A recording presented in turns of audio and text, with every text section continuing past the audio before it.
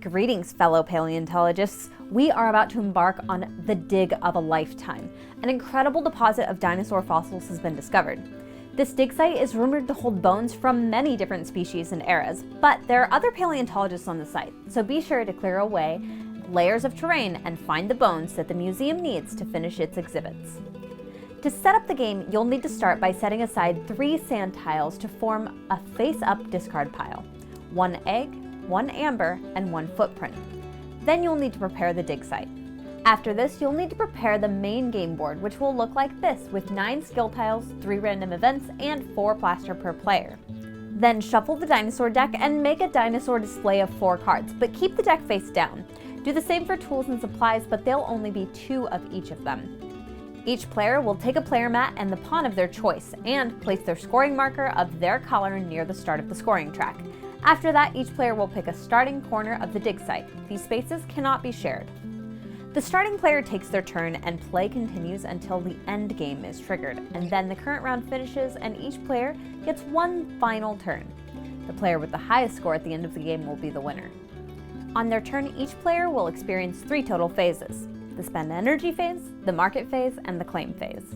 The first allows the player to spend 1 energy to take actions plus 1 extraction. On their turn, each player will have 3 imaginary energy to spend performing actions. Now, most of these actions will cost 1 energy, but a few of them will cost more, because they're more powerful. Players can perform these actions in any combination and any number of times as long as they have the energy to spend on them. If the player has any tools, they may also use these on their turn, but they don't cost energy to use, and when they're used, they're simply flipped over. At any point, players can score a dinosaur in their lab, even if they have not yet completed it. They may also score a dinosaur directly from the display, but only if they have all of the bones to complete it. The actions available to the players are the following. Gain a plaster. If the plaster runs out, then it will trigger the next event card, which will flip at the end of that player's turn. We'll go over these in a bit. Move 2 spaces. Move your paleontologist up to 2 spaces on the dig site. Pawns may move orthogonally, left, right, up, or down, and they can move diagonally. Pawns can pass through each other, but they'll never be able to end on the same space. Climb onto the dig site. Your pawn may get pushed off of the edge of the dig site. It costs 1 energy to climb back up onto the dig site. When placing these, you must place your pawn onto an unoccupied tile along the same edge of the dig site of which your pawn fell off. If there isn't an available tile to place on there, then you'll take a sand tile and put it there. Placing that additional sand tile is an additional action that may be taken on your turn as well. Dig 1 tile. Slide a terrain tile that is orthogonally adjacent to 1 space in any direction. The heavier the tile, the more energy required to move it. Sand is 1, clay is 2, and stone is 3. The sliding tile can push any number of other tiles ahead of it, but only tiles of the same weight or lighter.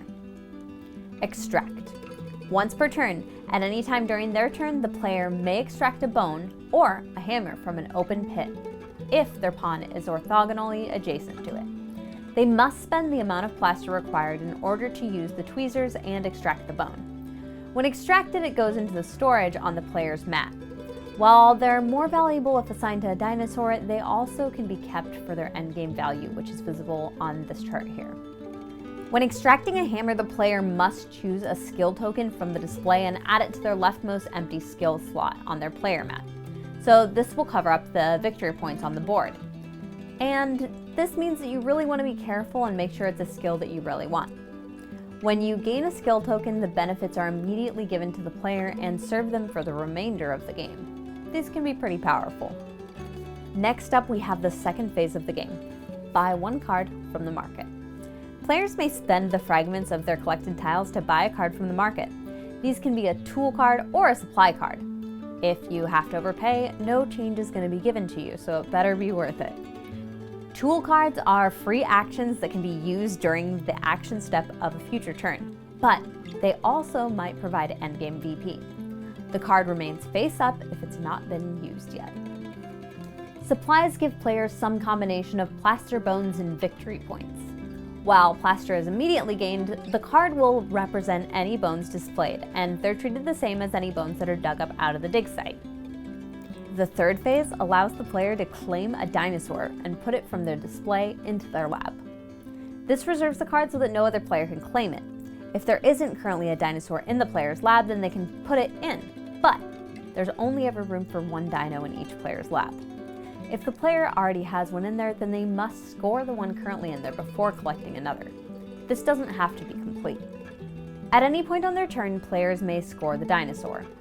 If it has all of the bones required, then they gain the perfect score shown on the card here. But if they only have some of the required bones, then they'll simply gain the value for each bone and only score partially on the dinosaur.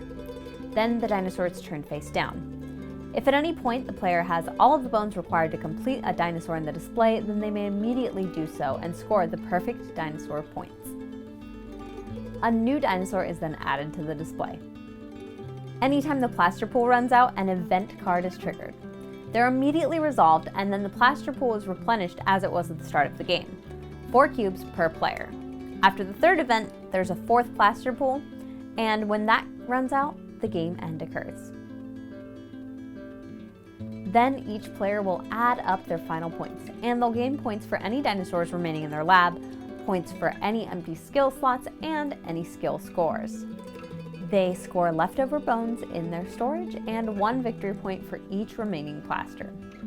They also score points for any market cards like tools and supplies, as well as any characteristic sets. For each characteristic the player has at least 3 of, the player gains the number of victory points that it's worth. They also gain 3 victory points for each extra symbol beyond the first 3, and they'll score 12 victory points if they have at least 1 of all 9 characteristics. The player with the most points at the end of the game is the winner, and that's how you play Fossilis. Make sure you stay tuned and back the campaign, because there will be more news coming soon regarding a simpler version of the game to make it friendlier for kids. So tell us in the comments below what your favorite dinosaur is. Thanks so much for watching. Be bold, play games, be you. Happy gaming!